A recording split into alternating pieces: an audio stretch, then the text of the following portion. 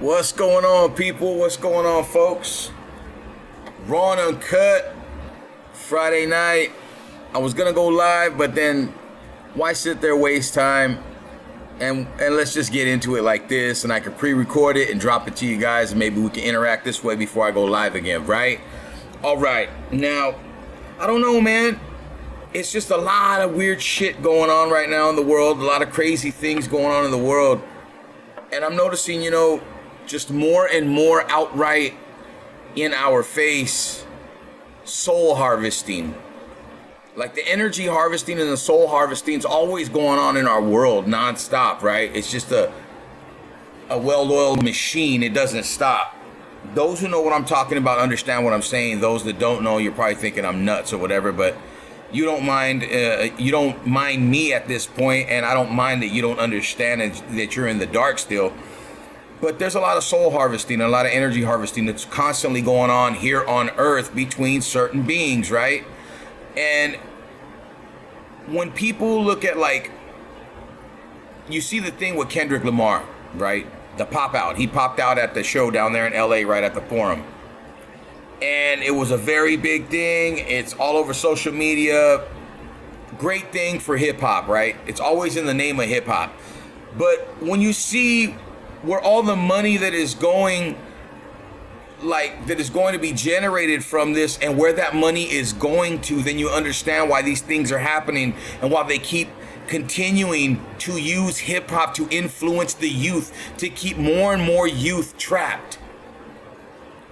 This last night to me was nothing but soul and energy harvesting. It's just a big ritual. All the major names that were on that stage, they all work under the same umbrella. They are all part of the same umbrella, the same tree. Do you understand? Do you get what I'm saying? This thing that happened between Drake and Kendrick Lamar is not what you think it is. It has nothing to do with music, nothing to do with hip hop. Because if it did, why would people be blowing up this interaction between two rap artists, none of them gangbangers, number one.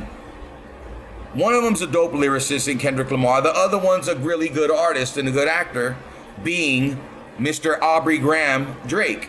Okay?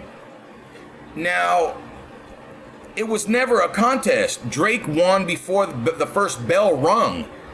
Before round one started, Kendrick Lamar already had won because Kendrick Lamar is a legitimate artist. But what's the reasoning behind all of it? And people are like, oh, the beef because of this. And no. Deep down, when you dig deep down in the scheme of things, what was the real reason behind all this? To get eyes off of Diddy. People pay less attention to Diddy, more attention to what's going on with Kendrick Lamar, that crowd, Dr. Dre, Snoop, they're all involved in it. They pulled out the mega stars and Ice Cube and E40. Think about it. Anyone who's anyone now and running everything, it's a nucleus of the same people. It's that same crowd.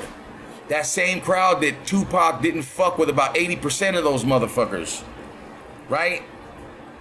Let's keep it a buck. Keep it a buck. There's a few of them in that crowd that Pac fucked with heavily, but there's a bunch in that crowd, without saying any names, that Pac was done fucking with because he knew what the real was, and he knew what the fuck was really cracking. So all this to me is a big old soul and energy harvest session. That's all I saw. It was low energy, low vibration, low frequency. It's like parasitic energy is all I got from it. Parasitic energy. There was no life there. It's just all dark. It's death. To me, not to you, or to me, that's my viewpoint.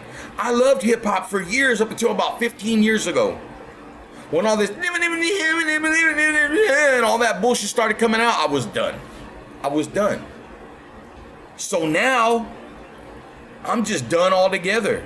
If that's all hip hop is, one big giant ritual, one big giant fuck with me or you don't get shit, a monopoly, right? Where they X out our greatest of all time. All of our greats are gone. when it comes to hip hop. The true greats that played the game the way it was supposed to be played, they are gone. Look who's on top. It's all the motherfucking underhanded, dirty son of a bitches that are on top. Not all of them, but 90% of these bastards are dirtbags, and they've done a lot of wrong shit to people. They've helped a lot of people, but they've done a lot of bad. Let's keep it a buck. And the image that they're pushing on to the kids now is way out of fucking hand, dude. It's so controlling. They need to control the children, the younger generation. They need to control that influence. They need to control the way that these next children see the world and the way that they go out into the world with fear.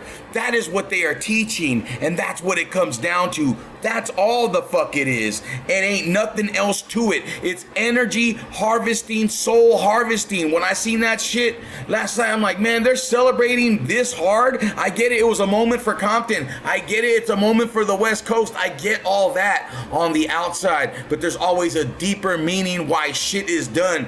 None of these people, none of these big names that were up there can say they didn't sell their soul. Maybe one or two of them didn't, but the rest of them did. And with that being said, Raw and Uncut, thank you for watching, sharing, subscribing. Thank you for being here. As we see the dude on the tube doing the weird shit up in Vegas. Just my 2 cents on what the fuck's going on. We got bigger fish to fry. There's so much shit going on. The economy's done. You got a bunch of shit going on in other countries. The BRICS.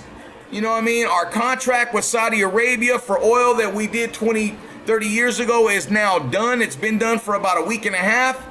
What's going to happen to our money? What's going to happen here? Are you ready? Are your eyes open? Are you awake, not woke? That's the question. Raw and Uncut. We out.